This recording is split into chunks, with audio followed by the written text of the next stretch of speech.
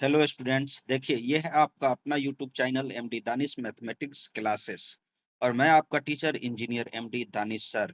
देखिए यहाँ पर हम पढ़ा रहे थे आपका क्लास टेंथ साइंस, आपका बिहार बोर्ड का रासायनिक अभिक्रियाओं या समीकरण में हमने 6 पेज पढ़ा दिया था। देखिए 6 पेज पढ़ा दिया था और ये सब रिएक्शंस ये सब के बारे में बताया था। अब हम स्टार्ट करेंगे। देखिए मैग्नीशियम रिबन ऑक्सीजन वाला भी हमने पढ़ा दिया था और इसमें रासायनिक अभिक्रिया का चिन्ह लगाना ये भी हमने पढ़ा दिया था। और ये Z N plus H2SO4 ZnSO4 plus H2O ये भी पढ़ा दिया गया था। रासायनिक समीकरण कैसे संतुलित किया जाता है इसको भी पढ़ा दिया गया था। अब देखिए यहाँ पर 6 पेज तक हमने पढ़ा दिया था। क्लास 10th एनसीईआरटी साइंस है हमारा, ये साइंस है क्लास 10th का। साइंस में केमिस्ट्री का भाग है जो हमने यहाँ तक पढ़ा दिया था और इस पेज से हमको पढ़ाना है। देखिए 7 नंबर पेज से पढ़ाना है। देखिए यहाँ पर क्या बोलता है, ये दूसरा पार्ट है, वीडियो का दूसरा पार्ट आज हमने चालू कर दिया है। रासायनिक समीकरण और रासायनिक अभिक्रिया। देखिए रासायनिक अभिक्रिया तथा समीकरण जो हमारा क्लास 10th एनसीईआरटी का फर्स्ट चैप्टर है साइंस का, और हमने बहुत कुछ पिछले वीडियो में पढ़ चुका था। और इस वीडियो में 1.2 से रासायनिक अभिक्रियाओं के प्रकार के बारे में पढ़ना है। देखिए कक्षा 9 में हमने अध्ययन कर चुके हैं कि रासायनिक क्रिया के समय किसी एक तत्व का परमाणु दूसरे तत्व के परमाणु में नहीं बदलता, न तो कोई परमाणु मिश्रण से बाहर जाता है, न ही बाहर से मिश्रण में आता है। देखिए मतलब कोई भी रासायनिक अभिक्रिया होता है तो अभिक्रिया में जो अभिकारक होते हैं उन्हीं के परमाणु उसमें मौजूद होते हैं, ना ही बाहर से कोई परमाणु एक्स्ट्रा आता है और ना ही उसमें से एक्स्ट्रा परमाणु जाता है। वही परमाणु जो होते हैं रीअरेंज होकर अपना मतलब कि ये रासायनिक अभिक्रिया करते हैं। याद रखिएगा कि वही परमाणु रासायनिक अभिक्रिया करते हैं, ना ही बाहर से कोई दूसरा परमाणु आते हैं। जो हम अभिकारक में परमाणु का इस्तेमाल करेंगे वही परमाणु जो होगा प्रतिफल में या उत्पाद में बनेगा। उत्पाद को इंग्लिश में प्रोडक्ट कहते हैं और अभिकारक को इंग्लिश में रिएक्टेंट कहते हैं। मतलब रिएक्टेंट जो लेंगे वही परमाणु हमारा उत्पाद में भी होगा, लेकिन फॉर्मेट अलग होगा, पदार्थ अलग होगा। देखिए क्रिया रासायनिक अभिक्रिया में परमाणुओं के आपसी आबंधन टूटने और जुड़ने के नए पदार्थ का निर्माण होता है। परमाणुओं के बीच विभिन्न प्रकार के आबंध के बारे में अध्ययन हम अध्याय 3 तथा 4 में करेंगे। देखिए अध्याय 3 और 4 क्लास 10th का जो ये चैप्टर चल रहा है उसका अध्याय 3 और 4 में केमिस्ट्री का हम लोग इस परमाणु के संरचना के बारे में ये सब अध्ययन करेंगे। कैसे नया पदार्थ बनता है, को क्या संयोजी इलेक्ट्रॉन होते हैं, क्या संयोजकता होता है, इन सब के बारे में सहसंयोजक बंधन, वैद्युत संयोजक बंधन, ये सब के बारे में हम अध्ययन करेंगे। देखिए संयोजन अभिक्रिया क्या होता है, इंग्लिश में इसको कॉम्बिनेशन रिएक्शन कहते हैं। कॉम्बिनेशन कॉम्बिनेशन रिएक्शन मतलब संयोजन अभिक्रिया, मतलब टूटकर जब दो चीज मिलकर एक बन जाता है, वैसा रासायनिक अभिक्रिया जिसमें दो चीज मिलकर एक बन जाए तो संयोजन अभिक्रिया कहलाएगा। जैसे एक बीकर में थोड़ा सा कैल्शियम ऑक्साइड तथा बुझा हुआ चूना लीजिए। एक बीकर में थोड़ा सा कैल्शियम ऑक्साइड तथा बुझा हुआ चूना लीजिए। इसमें धीरे धीरे जल मिलाइए। जब बुझा हुआ चूना में धीरे धीरे जल मिलाएंगे, बीकर को स्पर्श कीजिए जैसा कि चित्र में दिखाया गया है। इसके ताप में कोई परिवर्तन हुआ तो हाँ, ताप में परिवर्तन होगा, क्योंकि ये एक्सोथर्मिक रिएक्शन है। ये एक्सोथर्मिक रिएक्शन क्या होता है, बुझा हुआ चूना देखिए बिना बुझा हुआ चूना जो कैल्शियम ऑक्साइड है, जब उसमें वाटर मिलते हैं तो बुझा हुआ चूना कैल्शियम हाइड्रो ऑक्साइड बनता है।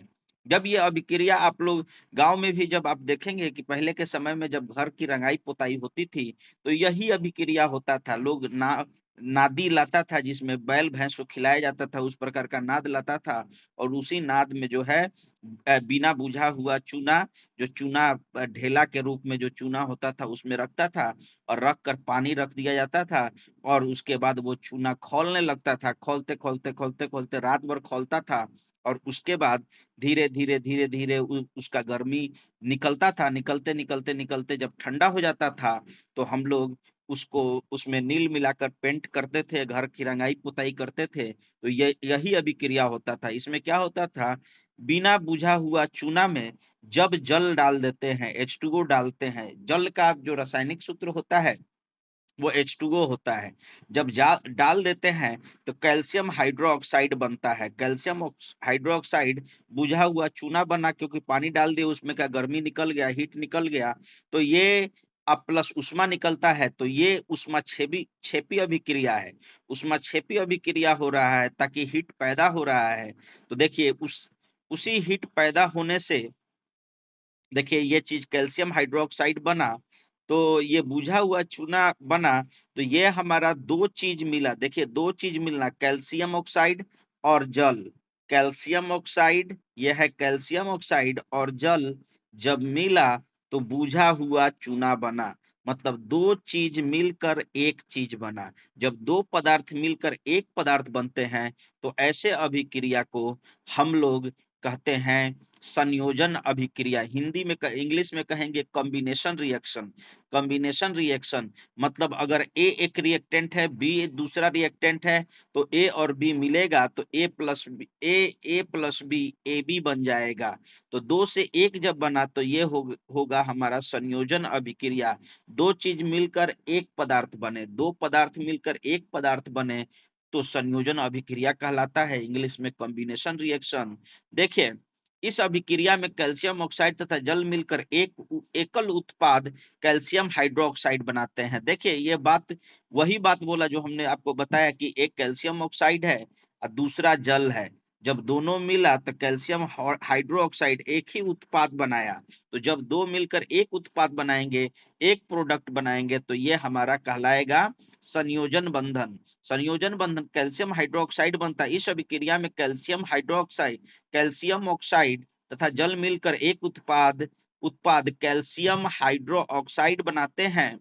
ऐसे अभिक्रिया में जिसमें दो या दो से अधिक अभिकारक मिलकर एकल उत्पाद बनाते हैं, मतलब वैसा रासायनिक अभिक्रिया जिसमें दो या दो से अधिक पदार्थ मिलकर एकल उत्पाद बनाते हैं, मतलब दो रिएक्टेंट मिलकर एक प्रोडक्ट का निर्माण करते हैं, उसे संयोजन अभिक्रिया कहते हैं। जैसे ऊपर दिए गए अभिक्रिया में निर्मित बुझे हुए चूने को विलयन का उपयोग दीवारों की सफेदी करने में किया जाता है। देखिए वही बात हमने बोला कि नादी में पहले के लोग क्या करता था, चूना को डाल देता था और उसमें सूखा हुआ चूना में क्या करता था, चूना पत्थर या सूखा हुआ चूना में ऊपर से पानी डालता था तो वो खौलने लगता था।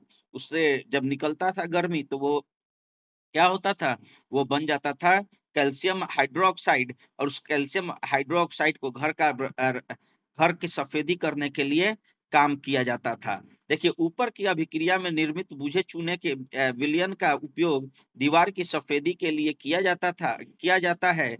कैल्शियम हाइड्रोक्साइड वायु में उपस्थित कार्बन के साथ अभिक्रिया धीमे धीमे अभिक्रिया करके दीवारों पर कैल्शियम कार्बोनेट की एक परत बना लेता है।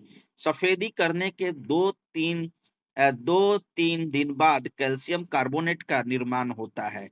जब मतलब कि वही कैल्शियम हाइड्रोक्साइड जब वायुमंडल में मौजूद कार्बन डाइऑक्साइड से अभिक्रिया करता है, जो कैल्शियम हाइड्रोक्साइड बना, जहां पर हमने मतलब कि बिना बुझा हुआ चूना को जब वाटर डाले तो वो बुझा हुआ चूना बना, और वो बुझा हुआ चूना का जो परत है वो हवा में मौजूद कार्बन डाइऑक्साइड के साथ अभिक्रिया कर लेता है। मतलब कैल्शियम हाइड्रोक्साइड कार्बन डाइऑक्साइड के साथ अभिक्रिया करता है और कैल्शियम कार्बोनेट बनाता है। Calcium carbonate CaCO3 plus H2O बनाता है।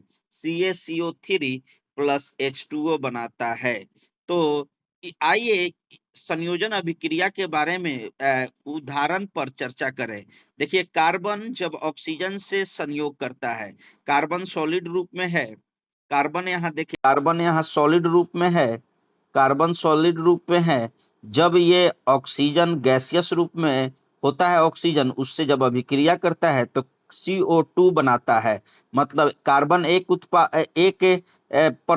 एक अभिकारक, दूसरा ऑक्सीजन, और दोनों मिलकर क्या बनाया, कार्बन डाइऑक्साइड। मतलब एक उत्पाद बनाया, एक उत्पाद दूसरा उत्पाद, सॉरी, एक अभिकारक दूसरा अभिकारक मिलकर एक उत्पाद बनाया। जब दो मतलब रिएक्टेंट मिलकर एक उत्पाद बनाते हैं तो संयोजन अभिक्रिया कहते हैं। यहाँ पर जैसे जल का निर्माण में दूसरा नंबर H2G प्लस O2G से निर्माण में हाइड्रोजन गैस ऑक्सीजन गैस से मिलते हैं तो जल बनता है। देखिए दो यहाँ पर नीले रंग में दिखाई दे रहा है, वो अभिक्रिया जिस पर हमने उंगली रखा है। यहाँ पर देखिएगा कि हाइड्रोजन गैस और ऑक्सीजन गैस मिलता है तो जल का निर्माण करता है। जल लिक्विड है। शब्द से सरल शब्दों में हम कह सकते हैं कि जब दो से अधिक पदार्थ तो तत्व या यौगिक संयोग करके एक उत्पाद का निर्माण करते हैं, एक उत्पाद मतलब एक प्रोडक्ट का निर्माण करते हैं, ऐसे अभिक्रिया को संयोजन अभिक्रिया कहते हैं। क्रियाकलाप 1.4 में हमने यह भी देखा है कि अधिक मात्रा में ऊष्मा उत्पन्न होती है। जब संयोजन अभिक्रिया के फलस्वरूप हमने यह भी देखा है कि जब कैल्शियम कार्बोनेट को कैल्शियम ऑक्साइड में जब वाटर डाले थे, जल डाले थे, तो कैल्शियम हाइड्रोक्साइड प्लस ऊष्मा निकला था। जो ऊष्मा निकलता है और टेम्परेचर का वैल्यू मतलब कि प्रोडक्ट का वैल्यू का मान का टेम्परेचर, जो प्रोडक्ट बनता है उसका टेम्परेचर का मान अगर बढ़ गया तो समझिए कि अगर कोई रासायनिक अभिक्रिया हुआ और अभिक्रिया होने के बाद प्रतिफल का टेम्परेचर बढ़ गया, मतलब उससे हीट निकला, तो वो ऊष्माक्षेपी अभिक्रिया कहलाता है। इसी को ऊष्माक्षेपी अभिक्रिया को इंग्लिश में इन एक्सोथर्मिक रिएक्शन बोलते हैं। एक्सोथर्मिक रिएक्शन जो मतलब चूना, बिना बुझा हुआ चूना में जब जल डालते थे तो बुझा हुआ चूना कैल्शियम हाइड्रोक्साइड बनता था, और कैल्शियम हाइड्रोक्साइड बनता था और हमारा वहां पर कैल्शियम हाइड्रोक्साइड के साथ साथ ऊष्मा निकलता था। वो ऊष्मा क्या बनाता था, वो ऊष्मा जो होता था वो रिएक्शन के फलस्वरूप बनता था। तो ऐसा जब रिएक्शन हो, रिएक्शन के बाद हीट निकले, तो वो हमारा ऊष्माक्षेपी अभिक्रिया कहलाता है। ऊष्माक्षेपी अभिक्रिया को ही इंग्लिश में एक्सोथर्मिक रिएक्शन कहते हैं। प्राकृतिक गैस का दहन, जब मीथेन गैस को देखिए, प्राकृतिक गैस में मीथेन गैस को जब ऑक्सीजन के प्रेजेंस में जलाते हैं, जब मीथेन गैस को ऑक्सीजन के प्रेजेंस में जलाते हैं तो carbon dioxide gas plus water plus ऊर्जा बनता है। देखिए मीथेन को जब ऑक्सीजन के प्रेजेंस में जलाते हैं तो carbon dioxide gas water vapour बनेगा, मतलब गैसियस स्टेट में वाटर बनेगा और ऊर्जा मुक्त होती है। ऊर्जा क्या, हीट एनर्जी मुक्त होती है। देखिए क्या हम जानते हैं कि श्वसन एक ऊष्माक्षेपी अभिक्रिया है। देखिए श्वसन जो हम लोग सांस लेते हैं वो भी ऊष्माक्षेपी अभिक्रिया होता है, क्योंकि पिछले वीडियो में हमने बता दिया था कि जब सांस लेते हैं तो वो इंट्रासेलुलर रेस्पिरेशन होता है और वहाँ जो ब्लड में घुले हुए जो भी ग्लूकोज होते हैं वो चले जाते हैं, पूरे बॉडी के कोशिकाओं में चले जाते हैं। और जब हम सांस लेते हैं तो सांस जो लेते हैं तो ब्लड के थ्रू जो हमारा मतलब कि ऑक्सीजनेटेड ब्लड पूरे कोशिका में जब पहुंचता है तो ऑक्सीजन से अभिक्रिया करके जो ग्लूकोज होता है वो एटीपी एनर्जी में, कार्बन डाइऑक्साइड गैस में और वाटर में और मतलब हीट एनर्जी में परिवर्तित हो जाते हैं। वही हीट एनर्जी जो होता है वो हमारा बॉडी का टेम्परेचर कहलाता है। तो श्वसन में भी ऊष्माक्षेपी अभिक्रिया होता है, मतलब ऊष्मा मुक्त होता है। देखते हैं कोई जीवित आदमी होता है तो उसका बॉडी गर्म होता है। क्यों गर्म होता है? क्योंकि उसके अंदर ऊष्माक्षेपी अभिक्रिया हो रहा है। अभिक्रिया होने के बाद सेलुलर रिएक्शन होने के बाद उसके बॉडी में टेम्परेचर का मान बढ़ जाता है। हम सभी जानते हैं कि जीवित रहने के लिए हमें ऊर्जा की आवश्यकता होती है। यह ऊर्जा हमें भोजन से प्राप्त होती है। पाचन क्रिया के समय खाद्य पदार्थ छोटे छोटे टुकड़ों में चले जाते हैं। देखिए, जब पाचन क्रिया होती है तो खाद्य पदार्थ जो होते हैं, जो खाने पीने का चीज होता है, वो छोटे छोटे टुकड़ों में चला जाता है, जैसे चावल, आलू, ब्रेड, कार्बोहाइड्रेट। इन कार्बोहाइड्रेट के टूटने से ग्लूकोज प्राप्त होता है। जैसे आप आलू खाते हैं, चावल खाते हैं, तो इनसे कार्बोहाइड्रेट ज्यादा मिलता है। जब ये कार्बोहाइड्रेट टूटता है तो टूटने पर हमें क्या प्राप्त होता है? ग्लूकोज प्राप्त होते हैं। यह ग्लूकोज हमारे शरीर की कोशिकाओं में उपस्थित ऑक्सीजन से मिलकर ऊर्जा प्रदान करते हैं। कौन सा ऊर्जा प्रदान करते हैं?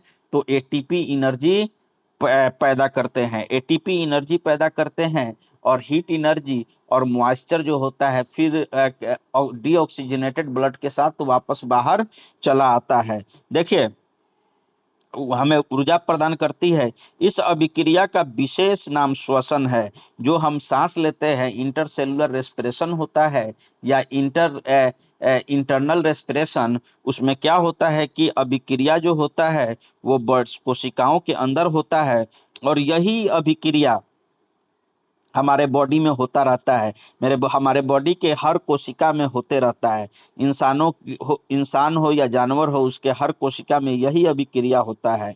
मतलब ग्लूकोज, जो खाना से उसको ग्लूकोज मिला, वो कोशिका में चला जाता है ब्लड के थ्रू, और वो ग्लूकोज जो है, ऑक्सीजन जो हम सांस लेते हैं, वो ऑक्सीजन जाके उस ग्लूकोज से उस सेल में मिलता है और कोशिका में मिलकर कार्बन डाइऑक्साइड गैस और वाटर और ऊर्जा बनाता है। यही ऊर्जा एटीपी एनर्जी कोशिका को जीने के लिए और अंगों को जीने के लिए जरूरी होती है। अब देखिए, और वाटर जो होता है वही कार्बन डाइऑक्साइड के साथ वेपर बन के वापस चला आता है। साग सब्जी वनस्पति द्रव पदार्थ का विघटित होकर कंपोस्ट बनना भी ऊष्माक्षेपी अभिक्रिया है। जब कोई साग सब्जी है या वनस्पति पदार्थ है, विघटित होते हैं। विघटित मतलब डिकम्पोज होते हैं।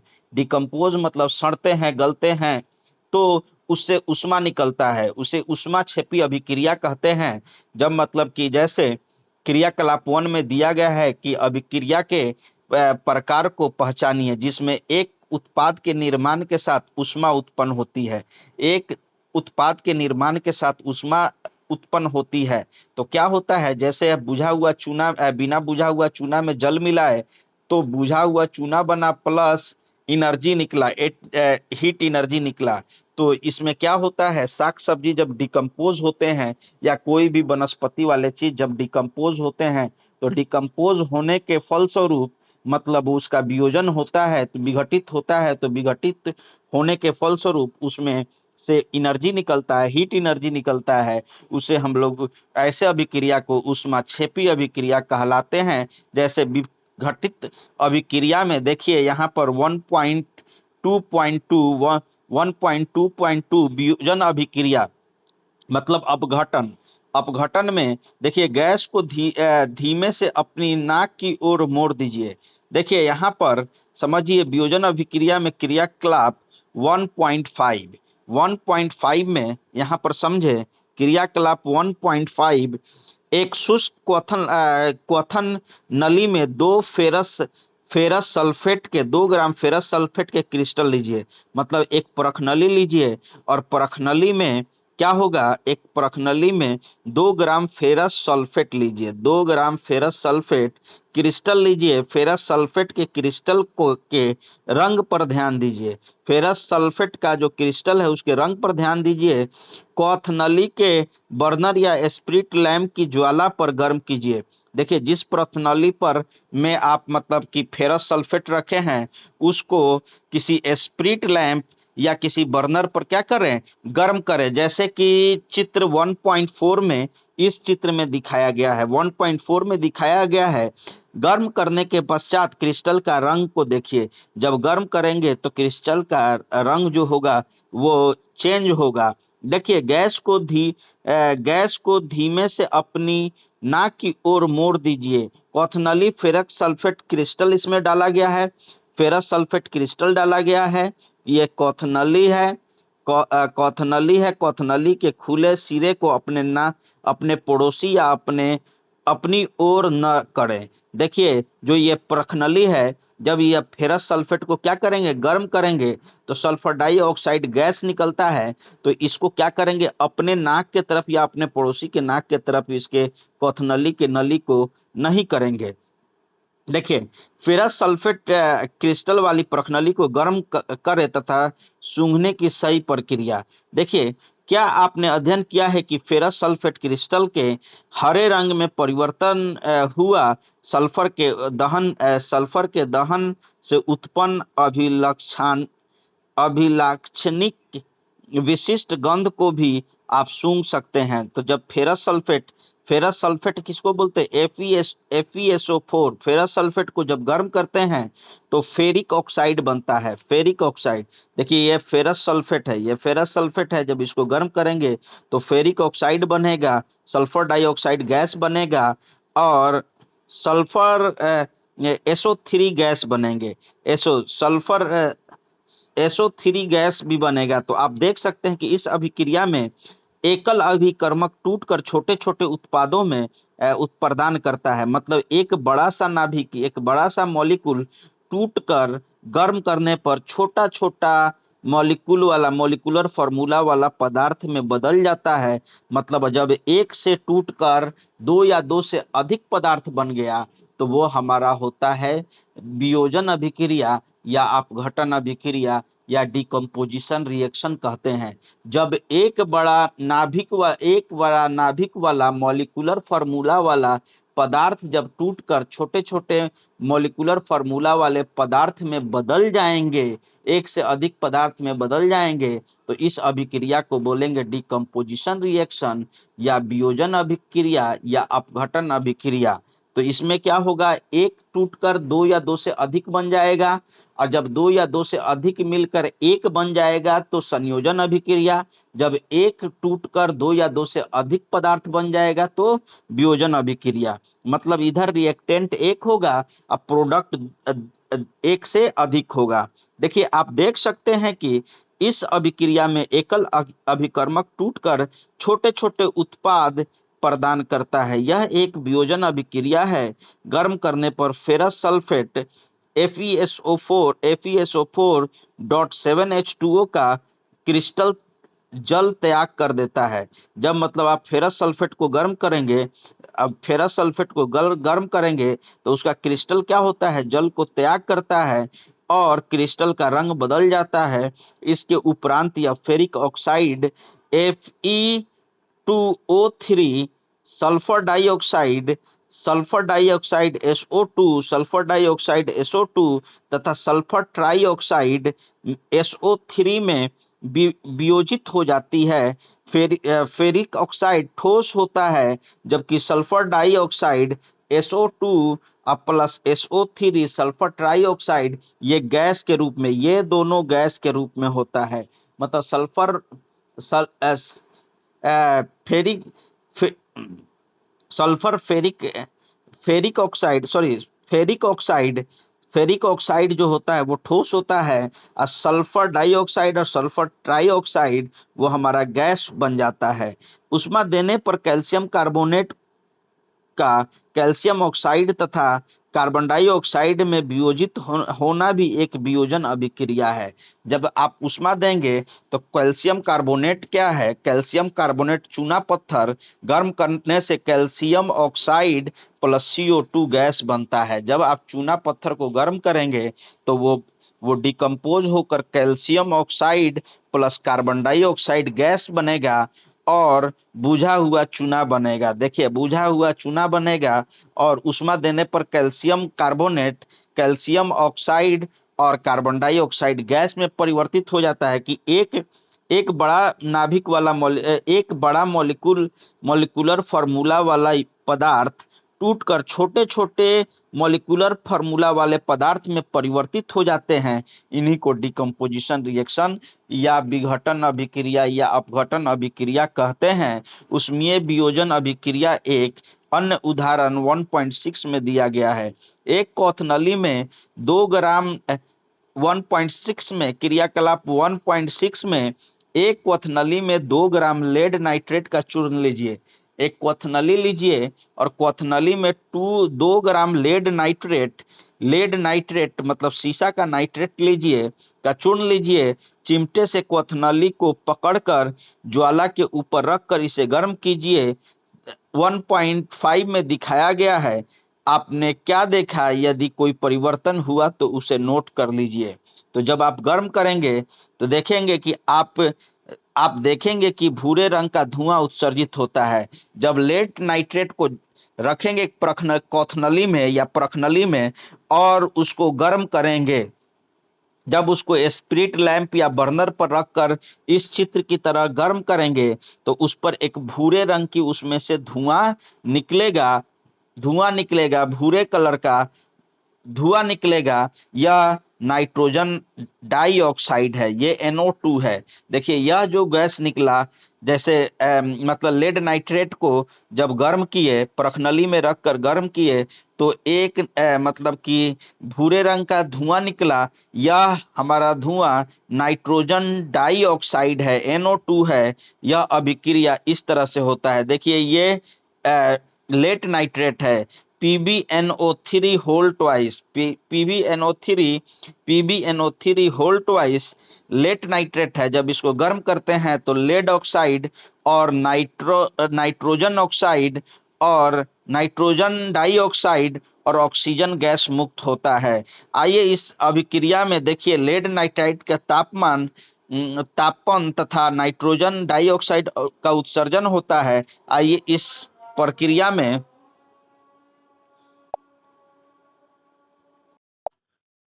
देखिए तो क्या होता है कि आप देखेंगे कि इसमें से मतलब कि प्रखनली जो है उसमें से भूरे रंग का धुआं उत्सर्जित होता है। यह धुआं नाइट्रोजन डाइऑक्साइड NO2 होता है। यह अभिक्रिया यह अभिक्रिया इस प्रकार होता है। देखिए लेड नाइट्रेट का जो फॉर्मूला होता है PbNO3 होल ट्वाइस, इसको 2 लगाकर बैलेंस किया है। जब इसको हीट किया जाता है तो लेड ऑक्साइड एन NO2 मतलब नाइट्रोजन डाइऑक्साइड और O2 ऑक्सीजन बनता है। फिर इसको बैलेंस कर लेता है, क्योंकि बैलेंस जो होता है law of conservation of mass के हिसाब से, मतलब द्रव्यमान का संरक्षण का नियम क्या कहता है कि कोई भी रासायनिक अभिक्रिया होता है उसमें लेफ्ट हैंड साइड मतलब LHS में, मतलब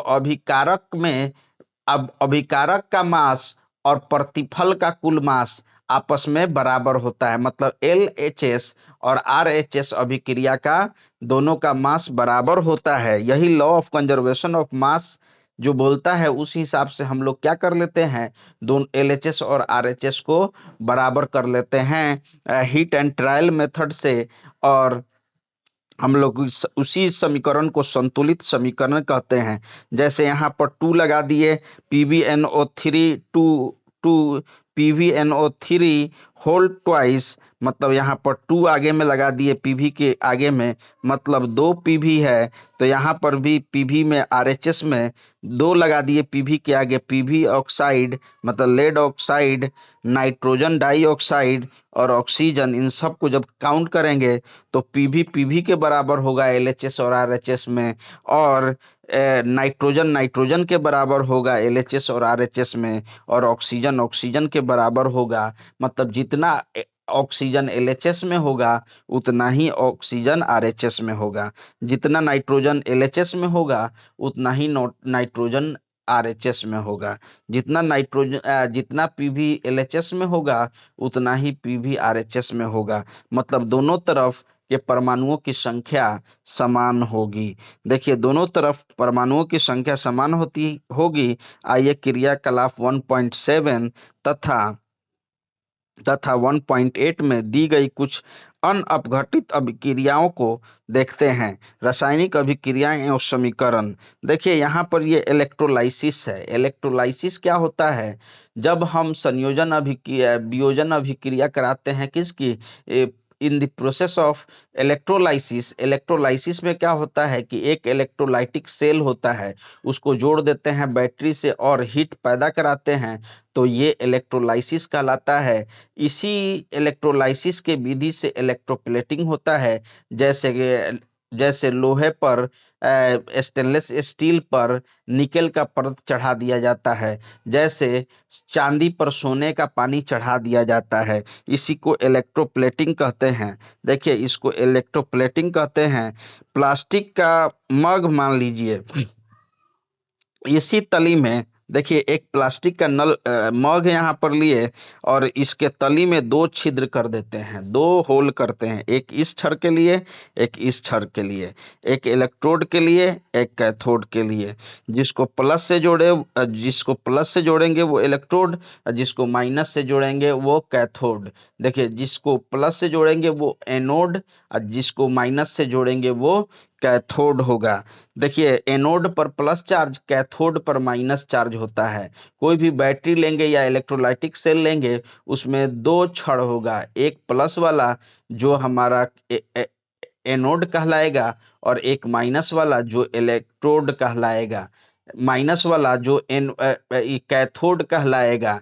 देखिए, तो कार्बन कार्बन इलेक्ट्रोड डाल दीजिए। अब देखिए, एक प्लास्टिक का मग लीजिए, इसकी तली में दो छिद्र करके, मतलब इसके तली में दो छिद्र करके दो इलेक्ट्रोड डाल दीजिए, उनमें रबड़ की डॉट लगा दीजिए, इन छिद्रों में कार्बन इलेक्ट्रोड डाल दीजिए, मतलब कार्बन का छड़ डाल दीजिए। हो सकता है तो आप पेंसिल का भी छड़ डाल सकते हैं। पेंसिल के अंदर जो ग्रेफाइट होता है वो इलेक्ट्रिक का मतलब सुचालक होता है, मतलब कंडक्टर ऑफ इलेक्ट्रिक करंट होता है। तो आप दो इलेक्ट्रोड छड़ डाल दीजिए कार्बन का, और डाल दीजिए चित्र 1.6 में, एक ये और एक ये। इन इलेक्ट्रोडों को 6 वोल्ट बैटरी से जोड़ दीजिए। 6 वोल्ट के बैटरी से इन दोनों इलेक्ट्रोडों को जोड़ देंगे। जिसको प्लस से जोड़ेंगे वो एनोड हो जाएगा, और जिसको माइनस से जोड़ेंगे वो कैथोड हो जाएगा। देखिए, 6 वोल्ट बैटरी से जोड़ दीजिए, मग में इतना पानी डालिए कि इलेक्ट्रोड उसमें डूब जाए। जल में तन सल्फ्यूरिक अम्ल जल में तन सल्फ्यूरिक अम्ल जो है, जल में तनु सल्फ्यूरिक अम्ल मतलब डाइल्यूट H2SO4 जो है कि अम्ल की कुछ बूंदे डाल दीजिए। क्योंकि किसी भी चीज में जब अम्ल डालेंगे तो वो क्या होगा, इलेक्ट्रिक करंट का सुचालक हो जाएगा। तो वो उसमें क्या करेंगे, डाइल्यूट H2SO4 में, मतलब अम्ल में कुछ हम डाल देते हैं सल्फ्यूरिक अम्ल, सॉरी, जल में तनु सल्फ्यूरिक अम्ल की कुछ बूंदे डाल देते हैं। अब क्या करेंगे, देखिए यहाँ पर इलेक्ट्रोड उसमें डाल दिए, मग में बैटरी रखे, इतना जल डालिए कि इलेक्ट्रोड उसमें डूब जाए, और इलेक्ट्रोड डालने के बाद जल में डाइल्यूट सल्फ्यूरिक एसिड डालिए, मतलब तनु सल्फ्यूरिक अम्ल की कुछ बूंद डाल दीजिए। बूंद में जब उसमें जल में मतलब कि सल्फ्यूरिक एसिड डालेंगे तो वो क्या होगा, ऊष्मा का सुचालक हो जाएगा। तो वो जो आपका मतलब कि अम्ल है वो सल्फ्यूरिक एसिड बन जाएगा और वो ऊष्मा का सुचालक हो जाएगा। जब ऊष्मा का संचालक होगा, ऊष्मा का सुचालक हो जाएगा, वो इलेक्ट्रोलाइट जो होगा ऊष्मा का सुचालक होगा। अब विद्युत धारा प्रवाहित करके इन उपकरणों पर थोड़ी देर के लिए छोड़ दीजिए। अब जब विद्युत धारा प्रवाहित कर कर इन उपकरणों को थोड़ी देर के लिए छोड़ देंगे, तो क्या दोनों प्रखनली में एकत्रित गैस का आयतन समान होता है? क्या दोनों प्रखनली में एकत्रित गैस का मान बराबर होगा? तो नहीं होगा। देखिए, जब दोनों परिस्थिति में प्रखनली से प्रखनलियां गैस से भरकर जब भर जाए, तब उन्हें सावधानी पूर्वक से हटा लीजिए। जब दोनों प्रखनलियां गैस से भर जाए तब उन्हें सावधानी पूर्वक हटा लीजिए। एक जलती हुई मोमबत्ती को दो प्रखनलियों के मुंह के ऊपर लाकर इन गैसों की जांच कीजिए सावधानी से। इन चरण को शिक्षक द्वारा सावधानी पूर्वक किया जाना चाहिए। दोनों परिस्थिति में क्या होगा, दोनों प्रश्नावली में कौन सी गैस उपस्थित है, तो दोनों प्रश्नावली में कौन सी गैस उपस्थित है, तो याद रखेंगे जब सल्फ्यूरिक एसिड में इलेक्ट्रोड डुबाएंगे, देखिए जब सल्फ्यूरिक एसिड में इलेक्ट्रोड को डुबाएंगे, बैटरी से जोड़ दिया जाएगा, इसमें इतना जल डाल दिया कि अम्ल की कुछ बूंदे बूंदे डाल दीजिए, अम्ल की बूंदे डाल दीजिएगा तो वो क्या बनेगा, भस्म बनेगा। जल से भारी दो आंशिक आंशिक प्रणाली को दोनों कार्बन इलेक्ट्रोडों के ऊपर ऊपर विद्युत धारा प्रवाहित करके उपकरणों को थोड़ी देर के लिए छोड़ दीजिए। दोनों इलेक्ट्रोड पर अब पानी बुलबुले बनते पानी हुए दिखाई देंगे। अब दोनों इलेक्ट्रोड पर क्या होगा कि कुछ बुलबुला पानी का जो है वो दिखाई देगा।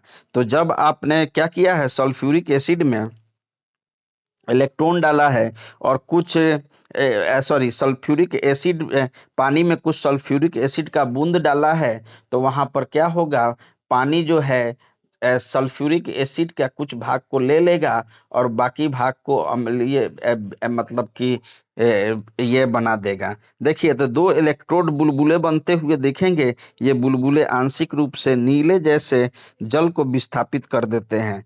यह बुलबुले जो है आंशिक नली से जल को क्या करते हैं, विस्थापित कर देते हैं। ये बुलबुले आंशिक रूप से जल के अंदर मिले नली के अंदर जो जल होता है उसको बाहर निकाल देते हैं। क्या दोनों प्रश्नावली में एकत्रित गैस का आयतन समान है? जब दोनों प्रश्नावली गैस से भर जाए तब उन्हें सावधानी पूर्वक हटा लीजिए। एक जलती हुई मोमबत्ती को दोनों प्रश्नावली के मुंह के ऊपर लाकर इन गैसों को जांच कीजिए। इस चरण को शिक्षक द्वारा सावधानी पूर्वक से किया जाना चाहिए। दोनों परिस्थिति में क्या होगा, दोनों प्रश्नावलियों में कौन सी गैस उपस्थित है, तो सूर्य का प्रकाश। देखिए सूर्य का प्रकाश चाइना डिस्क है, सिल्वर क्लोराइड है। तो देखिए 1.7 में सूर्य के प्रकाश में सिल्वर क्लोराइड धूसर रंग का हो जाता है, होकर सिल्वर धातु बन जाता है। जब सिल्वर नाइट्राइड सूर्य के प्रकाश में सिल्वर क्लोराइड को जब सूर्य के प्रकाश में रखते हैं तो वो धूसर रंग का हो जाता है और सिल्वर धातु बन जाता है। सिल्वर धातु बन जाता है तो यहाँ पर क्या करेंगे, हम लोग सूर्य के प्रकाश में चाइना डिस्क को रखेंगे और वहां के सल्फर को सिल्वर सिल्वर धातु बना लेंगे। देखिए तो अब क्या होगा, सिल्वर क्लोराइड, देखिए हम आपने देखेंगे कि सूर्य के प्रकाश में श्वेत रंग का सिल्वर क्लोराइड धूसर रंग का हो जाता है। प्रकाश की उपस्थिति में सिल्वर क्लोराइड का सिल्वर एवं क्लोरीन का तथा क्लोरीन में वियोजन के कारण ऐसा होता है। देखिए ये सिल्वर क्लोराइड जो होता है वो क्लोरीन में वियोजन करता है, तब क्या होता है, वियोजन करने के बाद क्लोरीन अलग हो जाता है। देखिए अलग हो जाता है किससे, सल्फर से वियोजन करके ऐसा होता है जैसे इसका अभिक्रिया दिया है AgCl है। देखिए AgCl है, जब ये सूर्य प्रकाश इस पर पड़ेगा तो Ag बनेगा। Ag मतलब सिल्वर बनेगा और क्लोराइड गैस बनेगा, क्लोराइड गैस Cl2। और AgBr जो है वो फिर हम रिएक्ट कराएंगे सूर्य के प्रकाश में रिएक्ट कराएंगे क्लोरोफिल की उपस्थिति में। तो क्या होगा, अब Br2 Ag+Br2 में परिवर्तित हो जाएंगे।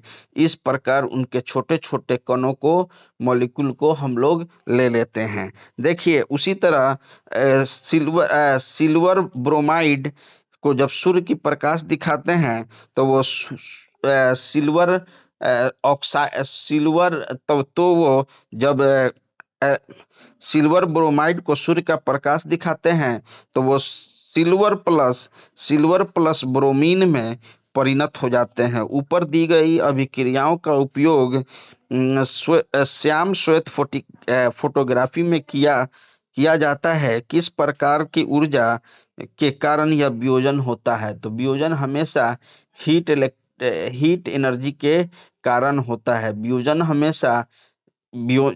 हमेशा हीट एनर्जी के कारण होता है या इलेक्ट्रोलाइसिस एनर्जी के कारण होता है।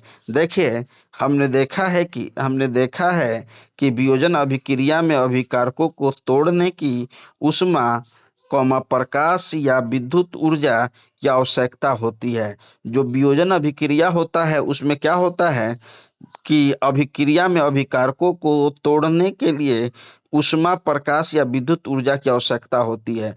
मतलब जो आपका मतलब पहले से जो आपका मतलब कि रिएक्टेंट है, वो रिएक्टेंट के अंदर ऊर्जा मौजूद होता है। देखिए, अभिकारकों को तोड़ने के लिए उस ऊष्मा, प्रकाश या विद्युत ऊर्जा की आवश्यकता पड़ती है।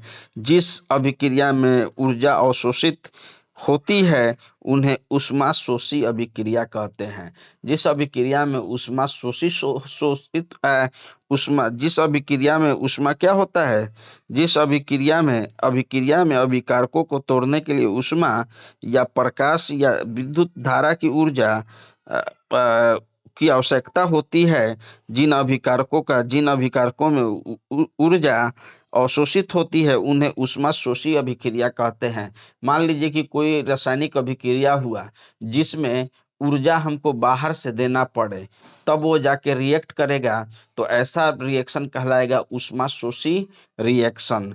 ऐसा रिएक्शन क्या कहलाएगा? ऊष्मा से शोषी रिएक्शन कहलाता है। देखिए, निम्नलिखित क्रियाकलाप करें।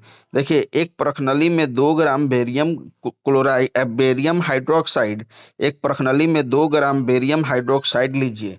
एक प्रखनली लीजिए, उसमें 2 ग्राम बेरियम हाइड्रोक्साइड लीजिए और लेने के बाद 1 ग्राम अमोनियम क्लोराइड बनकर कांच की छड़ से मिलकर अपनी हथेली से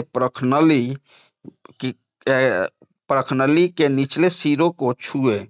देखिए, जब आप क्या करेंगे, 1 ग्राम अमोनिया लेंगे। देखिए, एक प्रखनली में 2 ग्राम बेरियम हाइड्रोक्साइड लीजिए और 1 ग्राम अमोनियम क्लोराइड डालकर कांच की छड़ से मिलाइए। अपनी हथेली में प्रखनली के निचले सिरे को धुएं। आप कैसा महसूस करते हैं? तो क्या आप इसे अभिक्रिया ऊष्माक्षेपी अथवा ऊष्मा शोषी है? तो देखिए, आप क्या करेंगे, यहाँ पर प्रश्न है, इसको भी कर लेंगे। तो विस्थापन अभिक्रिया का मतलब ए बी को विस्थापित करेगा तो बी भी ए को विस्थापित करेगा। विस्थापन अभिक्रिया का मतलब ये होता है। विस्थापन अभिक्रिया का मतलब ये होता है कि अगर कोई एसिड बेस रिएक्शन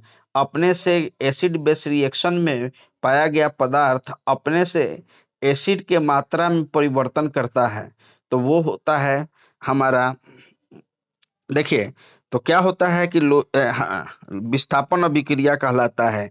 देखिए, लोहे की 3 कील लीजिए, उन्हें रेग माल से रगड़ दीजिए। ए तथा बी से चिन्हित की गई 2 प्रखनली लीजिए। प्रत्येक प्रखनली में 10 ml कॉपर सल्फेट का विलयन लीजिए। दोनों कीलों को धागे से बांधकर सावधानी पूर्वक प्रखनली बी के कॉपर सल्फेट के विलयन में लगभग 20 मिनट तक 1.8 डूबो कर रखिए। तुलना करने के लिए एक कील को असल रस्सी 20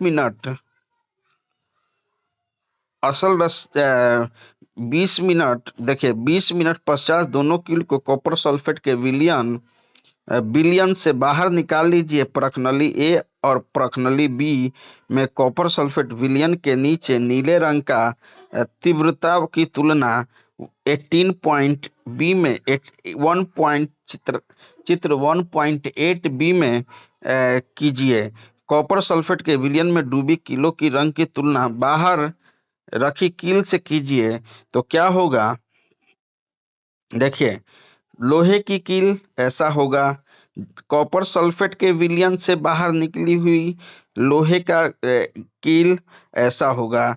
और देखिए, कॉपर सल्फेट का विलयन कैसा होगा, तो वो आपका फिरोजी कलर का होगा। कॉपर सल्फेट का जो विलयन का रंग होगा वो फिरोजी कलर का होगा, फिरोजी कलर का होगा। और प्रखनली स्टैंड अभिक्रिया मिश्रण करना होगा। देखिए, प्रत्येक से पहले उसके उपरांत लोहे की कील तथा कॉपर सल्फेट की विलयन की तुलना कीजिए। तो मान लीजिए कि लोहे की कील का रंग भूरा क्यों है तथा कॉपर सल्फेट के विलयन का रंग नीला क्यों है। तो आप देखेंगे कि इन क्रियाकलाप में फेरिक सल्फेट जो है वो मार किया जाए। इस अभिक्रिया लोहे की कील रंग भूरा क्यों है तथा कॉपर सल्फेट की विलयन नीला रंग मिलान क्यों पड़ गया। तो इस अभिक्रिया के निम्नलिखित अभिक्रिया हुई। तो यहाँ पर क्या हुआ, जब फिर आयरन आयरन किससे मिला, कॉपर सल्फेट से, तो आयरन सल्फेट बनाया और कॉपर बनाया। इस अभिक्रिया में लोहे ने दूसरे तत्व कॉपर को सल्फेट के विलयन से विस्थापित कर दिया। इस अभिक्रिया को विस्थापन अभिक्रिया कहते हैं। विस्थापन अभिक्रिया को कुछ अन्य उदाहरण जेड एन एस ब्रैकेट में है, इसका मतलब सॉलिड होता है। CuSO4 ब्रैकेट में AQ है, मतलब एक्वस। और ZnSO4 aqueous plus copper sulphate, तो copper sulphate plus zinc sulphate बना। देखिए, जिंक सल्फेट जब कॉपर सल्फेट से मिलेगा तो क्या बनाएगा, कॉपर को विस्थापित कर देगा। क्यों, रिएक्टिविटी सीरीज में जिंक जो होता है ऊपर होता है और कॉपर नीचे होता है, बाउंड्री लाइन से नीचे होता है, हाइड्रोजन के नीचे होता है। तो जिंक जो है कॉपर को विस्थापित कर देगा और ZnSO4 बनाएगा। PV plus Cu copper chloride में पीवी जो है कॉपर क्लोराइड को पीवी क्लोराइड को लेड क्लोराइड को पीवी जो है कॉपर को उसके सॉल्ट से विस्थापित कर देगा और पीवी लेड क्लोराइड बनाएगा। Cu जिंक तथा लेड कॉपर की अपेक्षा अधिक क्रियाशील तत्व हैं, वे कॉपर को उसके यौगिक से विस्थापित कर देते हैं। देखिए, जिंक और लेड क्या किया, कॉपर के जो कॉपर का जो मतलब सॉल्ट है उससे उसका मतलब कि कॉपर को विस्थापित कर देते हैं, क्योंकि ये दोनों लेड हुआ और जिंक हुआ, ये रिएक्टिविटी सीरीज में कॉपर के ऊपर होते हैं। देखिए, यहाँ पर द्विविस्थापन अभिक्रिया बाद में चालू किया जाएगा। यहीं पर आज की वीडियो समाप्त की जाती है। Thank you so much, have a nice day.